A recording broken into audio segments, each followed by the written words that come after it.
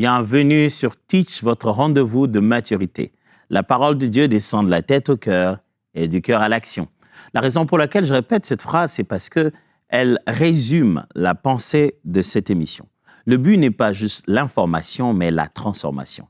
Elle passera certainement par l'information. Elle passera certainement par des données, des choses, de lecture, de compréhension. Ça touchera certainement notre intellect, nous comprendrons et notre esprit sera éclairé, illuminé, comme dit la Bible. Et cela doit devoir produire du changement, de la transformation au-dedans de nous. Parce que la foi chrétienne est une foi vivante. Il ne s'agit pas que des doctrines, d'enseignements, des principes et un savoir sacré qu'il faut protéger. Il s'agit d'une vie qui doit être vécue. Et cette semaine, nous allons beaucoup insister sur la praticalité de la foi chrétienne, la vie que nous devons vivre. Notre foi, notre doctrine, elle est vivante. Ce n'est pas une foi qui parle des théories, qui parle des croyances que chacun doit juste amener chez lui et tordre à sa guise. Il y a un corps, un cœur des doctrines que nous devons tous comprendre et y croire, mais nous sommes obligés de traduire cela en action. Aujourd'hui, déjà, nous allons commencer à nous poser cette question. Comment la vérité peut-elle vraiment nous transformer? Alors, let's teach. Grandissons ensemble.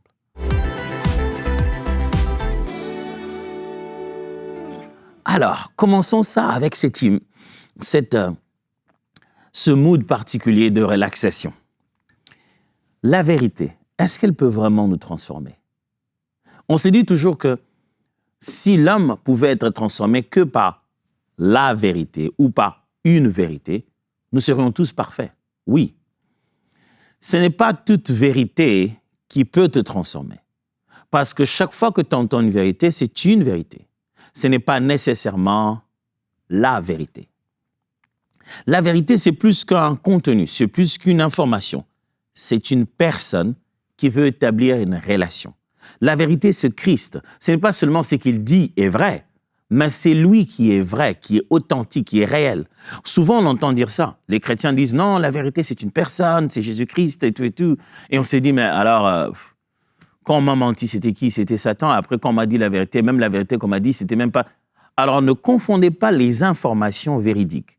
Ne confondez pas les données qui correspondent à leur concept. Une donnée que tu vois comme un fait et ça correspond exactement à son concept, ça, c'est une vérité. Mais quand on parle de la vérité, c'est-à-dire, elle est universelle à 360 degrés, praticable partout, c'est elle qui est à la base de l'univers. L'univers vit en respectant ce principe-là.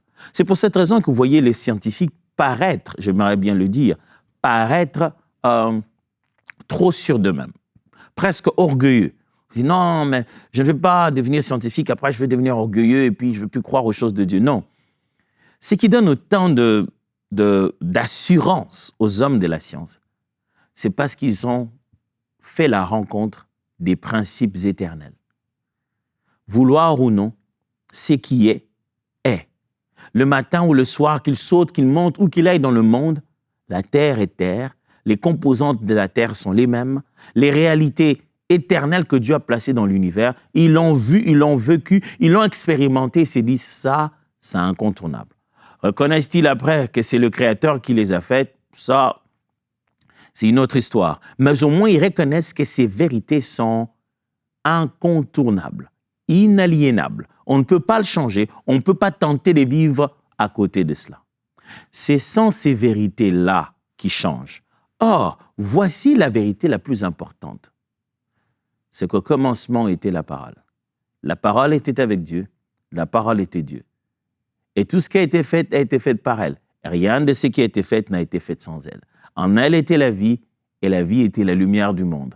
La lumière, lui, dans les ténèbres, et les ténèbres ne l'ont point reçue. Mais à tous ceux qui l'ont reçue, à ceux qui croient en son nom, elle a donné le pouvoir de devenir enfants de Dieu. Lesquels sont nés, non selon la volonté de la chair, ni la volonté de l'homme, mais selon Dieu. Je pense que réciter tout Jean 1. Je vais juste vous dire que la Bible nous révèle des vérités plus puissantes que celles que le scientifique voit dans la nature seulement. Ce que l'homme de science a vu dans la nature vient de Dieu. Mais ce que Dieu lui-même dit, c'est encore supérieur. Et ces vérités-là sont censées nous conduire à adapter ne serait pas le bon terme, à bâtir toute notre vie autour de ça. Je vais mieux m'expliquer.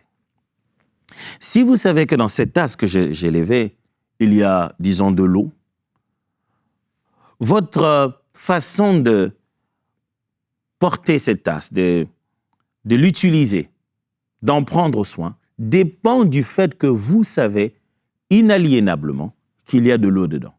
Ça signifie que vous n'allez pas venir le tenir de bas et le tourner en l'envers. Ça va faire tomber de l'eau.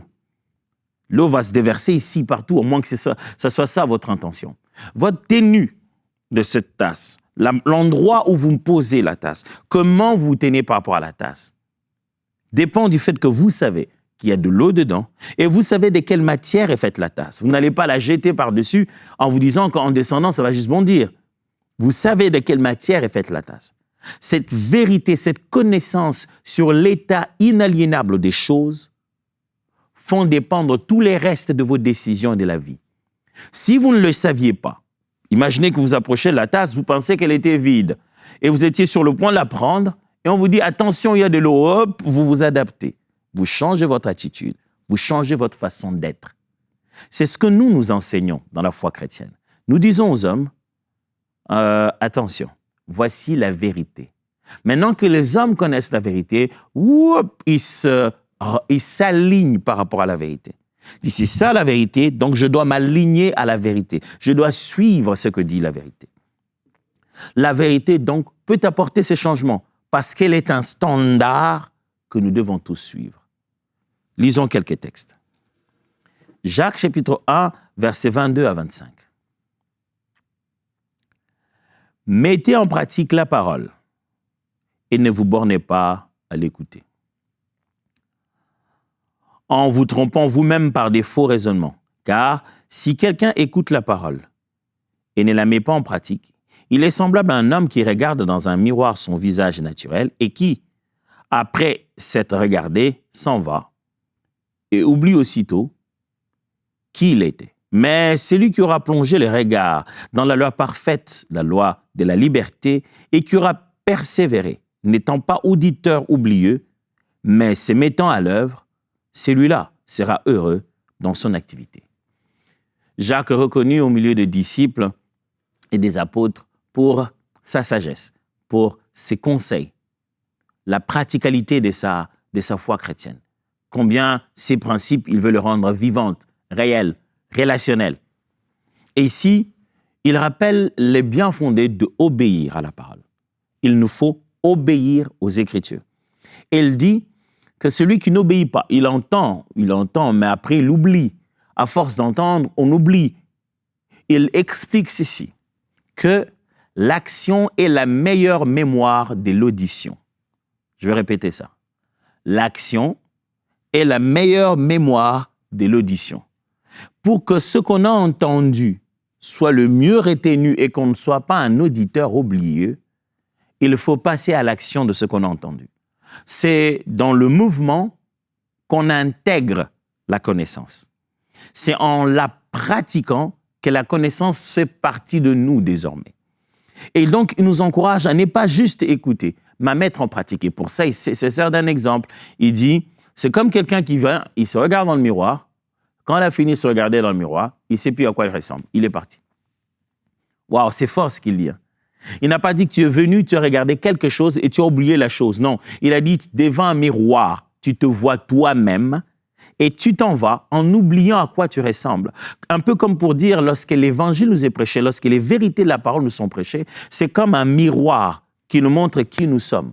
Nous ne pouvons pas partir de là en oubliant qui nous sommes.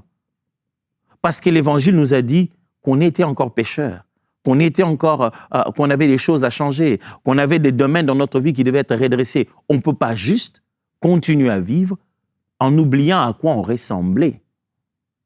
Regardez comment la vérité fait ce travail. Deuxième texte. Romains chapitre 12, versets 1 à 2. Romains 12, 1 à 2. Je vous exhorte donc, frères, par les compassions de Dieu, à offrir vos corps comme un sacrifice vivant, saint, agréable à Dieu, ce qui sera de votre part un culte raisonnable. Ne vous conformez pas au siècle présent, mais soyez transformés par le renouvellement de l'intelligence, afin que vous discerniez quelle est la volonté de Dieu, ce qui est bon, agréable et parfait. Alors, Paul, cette fois-ci, c'est Paul, il parle aux Romains. Il leur dit, écoutez, le monde dans lequel nous sommes, n'essayez pas d'imiter ce que le monde propose.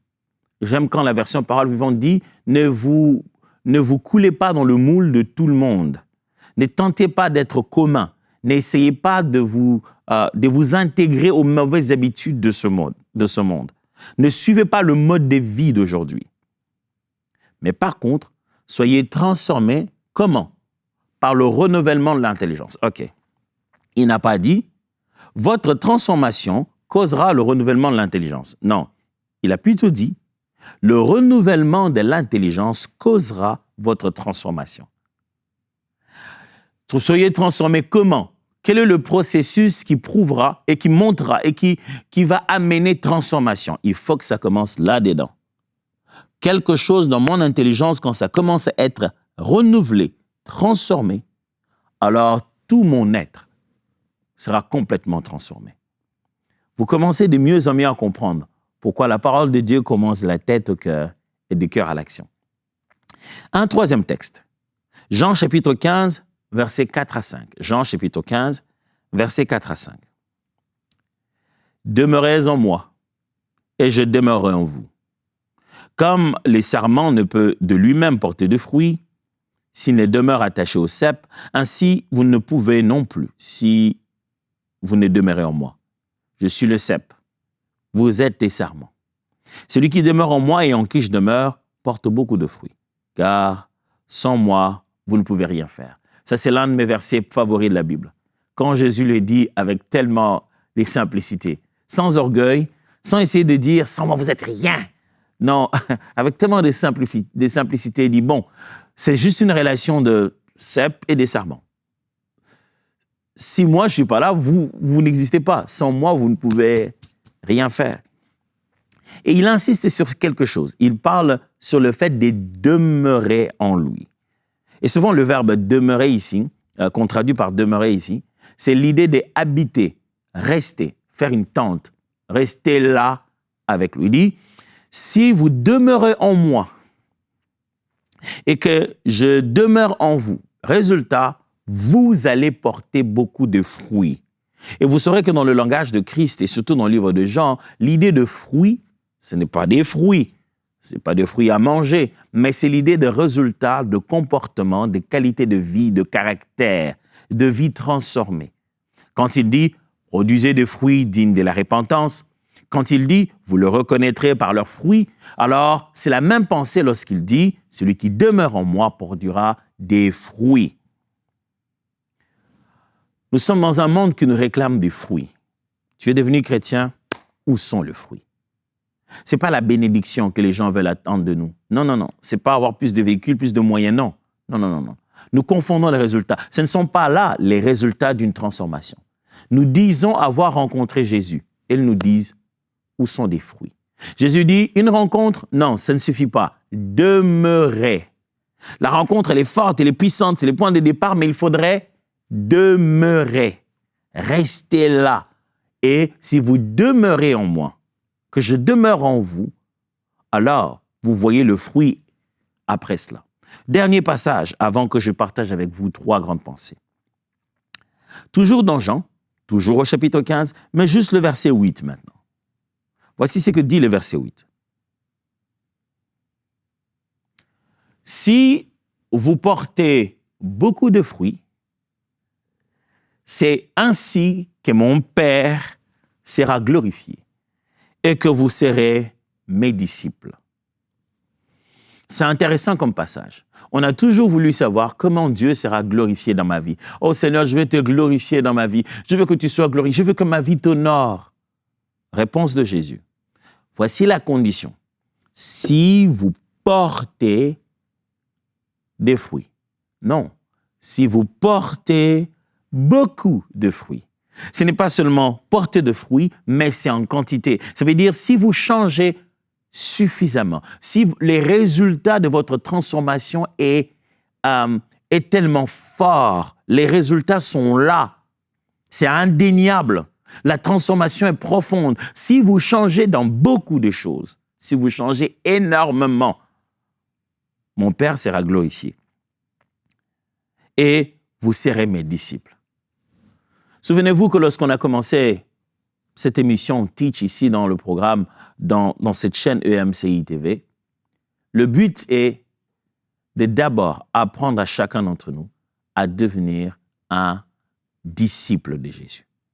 Et nous sommes en face d'un texte qui nous dit, selon Jésus, comment on serait ses disciples. Pour Jésus, pour qu'il nous appelle ses disciples, c'est le résultat de porter beaucoup de fruits. Et comment on obtient ces fruits? Il a dit un peu plus tôt dans le verset 4 et 5, si nous demeurons en lui et qu'il demeure en nous. Est-ce que la vérité de l'Évangile peut-elle vraiment nous changer? Je suis en train d'insister depuis que j'ai commencé aujourd'hui que la parole de Dieu n'est pas que doctrine et précepte, intelligence humaine. Ah, bien-aimés, nous sommes chrétiens, nous devons respecter le corps de la doctrine. Oui, absolument. Mais la parole de Dieu n'est pas qu'enseignement systématique. La parole de Dieu n'est pas qu'information sacrée. La parole de Dieu n'est pas que mystère élevé. La parole de Dieu est vivante. La foi chrétienne doit être vécue. Elle doit donner des fruits. Ça signifie que ça doit entrer dans ton comportement, influencer tes prises de décisions quotidiennes, transformer ta mentalité, guider tes choix des relations, transformer ton intelligence émotionnelle, affecter tes ambitions. Si tous ces domaines de ta vie sont tellement à toi et la parole de Dieu n'a rien à faire et ce que dit la Bible n'a rien à faire, eh ben, on n'en verra pas le fruit. Parce que toutes ces choses constituent ce qui sort de toi. Et c'est ce qui sort de toi qui peut te rendre impur ou qui peut prouver la qualité de la transformation qui a lieu réellement à l'intérieur. Alors, la parole de Dieu peut nous changer. La vie chrétienne est censée être le résultat de notre changement sur base de la parole que nous avons acceptée. 3 vérités pour cela. Premièrement, ce que tu répètes devient ton caractère. Ce que tu répètes devient ton caractère. Au début, nous avons appris, ne te borne pas juste à écouter. Il faudrait pratiquer. Et j'ai résumé cela en disant ceci, que l'action est la mémoire de l'audition. Ce qu'on entend va mieux se cristalliser, non pas au travers juste de nos neurones, mais dans nos capacités motrices. Lorsqu'on a traduit cela en quelque chose de vivable, on a rendu cela en action, on le retient le mieux. Jacques nous montre que écouter ne suffit pas. Il faudrait transformer ça en action. Ces patterns apparaissent déjà. Et Paul dit, ne vous conformez pas au siècle présent, mais soyez transformés. Et l'idée qu'il est en train de véhiculer là-bas, c'est que c'est une progression, c'est un processus. Et je fais cette affirmation, ce que tu répètes devient ton caractère. Ce que tu répètes, ce que tu fais aujourd'hui, demain, devient ton caractère. Et Jésus dit que nous ne devons pas juste nous rencontrer avec lui, il dit que nous devons demeurer avec lui. J'aime quand Josué dit que ce livre de la loi, c'est Dieu qui parle à Josué en fait, ne s'éloigne pas de ta bouche. Médite-le jour et nuit. Médite-le continuellement. Médite-le à chaque fois. C'est alors que tu réussiras dans tes entreprises. Il n'est plus à prouver que le résultat de notre caractère vient de la répétition de nos actes. Répétition de nos actes. Vous connaissez la belle formule de Stephen Covey qui dit que ça commence d'abord la façon de penser, les idées qui sont répétées, qui deviennent des habitudes jusqu'à ce que ça devienne un caractère. Ce que tu es, c'est certainement quelque chose que tu répètes, qui entre tellement en toi que ça devient un réflexe. C'est si en toi que nous, les hommes, sans être de Dieu, nous pouvons même prédire tes actions. Tu es devenu un système prédictible. On s'est dit, c'est qui? C'est Atoms? Va, donne-lui seulement ça, tu vas voir. Tu vas voir comment il va réagir. J'ai dit déjà bien avant comment tu vas réagir. Et boum, paf, on sait comment tu réagis. J'ai dit, c'est qui? C'est Atoms? Tu sauras, tu verras. Il aura fait ça, ça, ça, ça. Être prédictible n'est pas un péché. Mais je me autant qu'on prédise le mieux mon bon cœur en Christ que mes mauvais comportements. Mon caractère comme Jésus, que juste mon caractère non transformé. Qu'est-ce que tu répètes? Quelle est cette chose que tu répètes? Pasteur, vraiment moi, je répète chaque jour les réseaux sociaux. Si chaque jour, c'est ça que tu fais, chaque jour, les réseaux sociaux, crois-moi, tu vas commencer à réfléchir comme tout le monde dans les réseaux sociaux.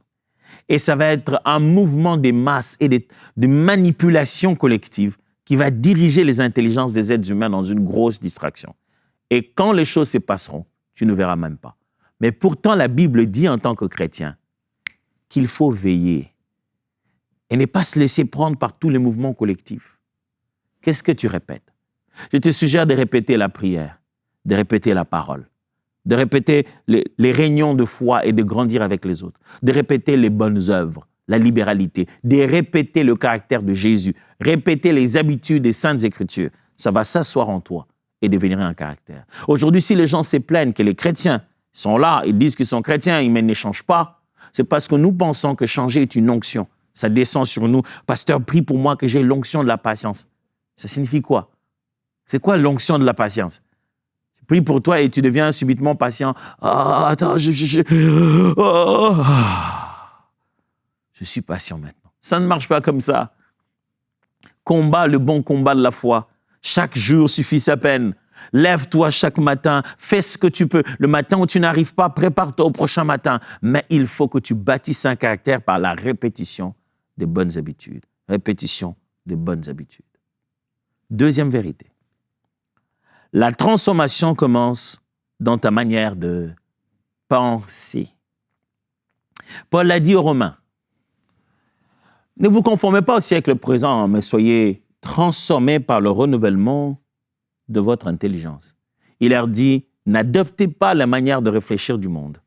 Réfléchissez comme Dieu, réfléchissez comme le Seigneur, réfléchissez comme la parole vous l'a dit, réfléchissez différemment. Quand on dit que quelqu'un est devenu chrétien et qu'on attend de cette personne un changement, le fruit dépend de l'arbre. Ça signifie qu'on veut voir si tu réfléchis maintenant autrement. Avant, tu réfléchissais sur base de ton expérience familiale, de ta compréhension du monde, de ton expérience culturelle, de tes études, de tes choix, de tes blessures ainsi que de tes défis et de tes aspirations. Tout cela bâtit toute une mentalité en toi. C'est ça qui te faisait réfléchir. Maintenant, tu dois rentrer derrière tout ça et commencer à tamiser ça au regard des Saintes Écritures. Certaines choses de la culture, de tes études, de ton expérience personnelle, de l'héritage parental, de ton héritage de milieu, toutes ces choses-là, certaines de ces choses-là ne pourront pas passer au tamis. Parce que ce n'est pas biblique, ce n'est pas la volonté de Dieu pour l'homme. Et ce qui va en rester va désormais démontrer ta nouvelle façon de réfléchir. Et tu vas maintenant bâtir ton lendemain, non sur base de tes anciennes expériences, mais sur base des bonnes leçons de tes anciennes expériences.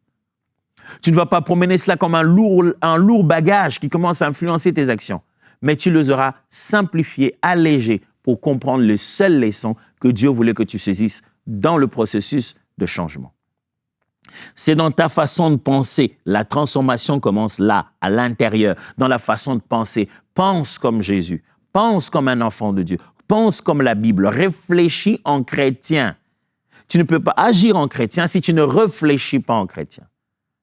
J'ai souvent entendu les gens dire « Je suis désolé, j'ai juste fait comme ça, je ne fais pas trop réfléchir. » Mais tu agis en tant que qui alors? Si tu agis en chrétien, tu devais à la base avoir réfléchi en chrétien. Comment peux-tu vivre une vie où la tête réfléchit en païen et les actions vivent en chrétien? C'est pas possible, du tout, c'est pas possible. Si tu réfléchis en chrétien, même sans poser les actes, Dieu agrée la personne que tu es. Parce que Jésus-Christ montre, par exemple, à l'exemple de l'impudicité, il dit, vous avez entendu qu'il a été dit, tu ne commettras pas d'adultère. Mais celui qui regarde la femme de quelqu'un et la convoite dans ses pensées, commet déjà l'adultère avec elle. Oh, Jésus, j'ai rien fait. Non, parce qu'il faut d'abord que ça se passe dans la pensée. Si tu commences à penser comme une personne renouvelée, tu agiras comme une personne renouvelée. Et 3, une foi attachée à Jésus produit une vie qui bénit. Quand nous sommes attachés à Christ, le résultat de notre vie, c'est qu'autour de nous, les gens sont bénis. Par béni, je ne parle pas d'avoir du matériel. Je dis que nous sommes vivables. Il fait beau vivre d'être avec nous. Nous sommes lumière. Nous sommes joie. Nous sommes espérance. Quand quelqu'un est autour de nous, il pense encore à l'avenir. Et il s'est dit, la vie fait beau vivre. C'est ça un chrétien. Son changement change son milieu. Sa transformation influence les gens autour de lui. Une fois attachés à Jésus, nous produisons une vie qui est bénie et qui bénit les autres. C'est ce qu'il a dit. Si nous demeurons en lui, lui demeurons en nous, on va donner des fruits. Autour de nous, c'est eux. Tu sais, il y a une chose avec un arbre. L'arbre ne mange pas ses propres fruits. Le fruit est là à disposition aux autres.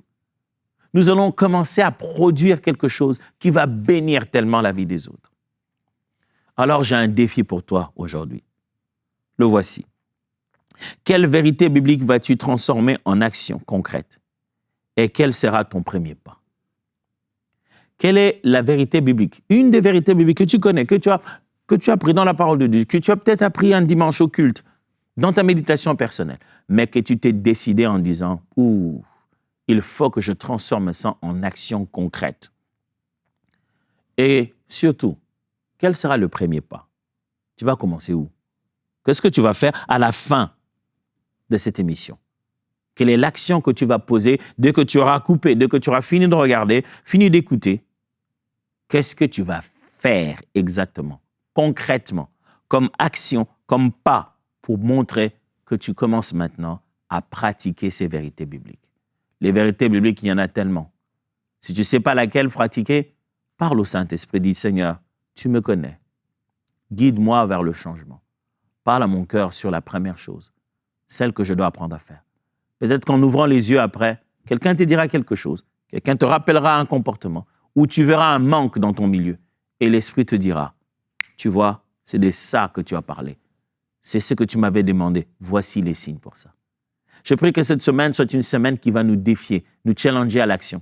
À ne pas juste écouter, à vivre notre vie chrétienne comme une foi vivante. C'est le premier jour de la semaine, vous savez que c'est mon jour de gratitude. C'est le jour où je ne manque jamais de vous dire merci. Merci d'être là, merci de continuer à suivre cette œuvre que nous sommes en train de faire ensemble. Et merci d'être des véritables partenaires pour EMCI TV. Chaque fois que nous réalisons quelque chose, nous regardons sans de loin, nous disons « Waouh, Seigneur, tu as fait de grandes choses. » Et au moment où nous disons « Seigneur, tu as fait de grandes choses », nous nous souvenons des instruments que le Seigneur a utilisés. Nous sommes conscients que nous ne sommes pas les seuls instruments dans cette mission.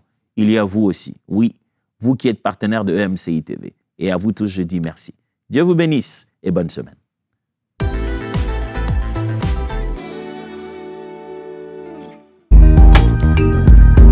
Merci à tous nos précieux partenaires, grâce auxquels cette émission a pu être réalisée. Vous aussi, rejoignez la grande famille des partenaires d'EMCI TV en faisant un don sur emcitv.com/don.